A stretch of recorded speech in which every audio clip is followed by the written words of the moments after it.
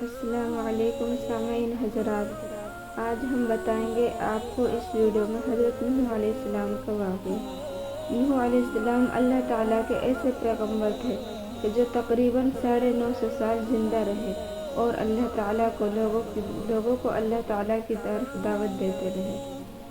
حضرت آدم علیہ السلام کی وفات کے بعد تقریباً 1000 سال بعد نوح علیہ السلام تشریف لائے۔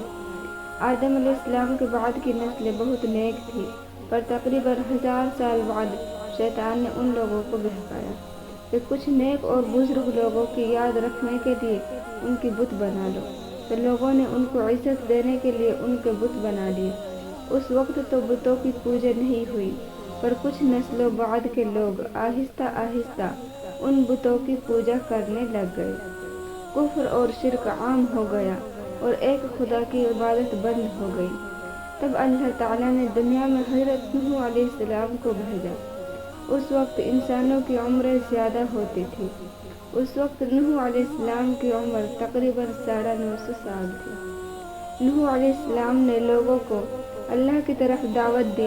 سورہ نوح میں اللہ تعالیٰ نے ارشاد فرمایا کہ اپنی قوم کو ڈراؤ اور ان کو خبردار کر دو کہ تم پہلے کہ ان کے پاس دردناک عذاب آئے۔ نوح علیہ السلام نے اپنی قوم سے کہا کہ اے میری قوم، میں تمہیں صاف صاف ڈرانے والا ہوں۔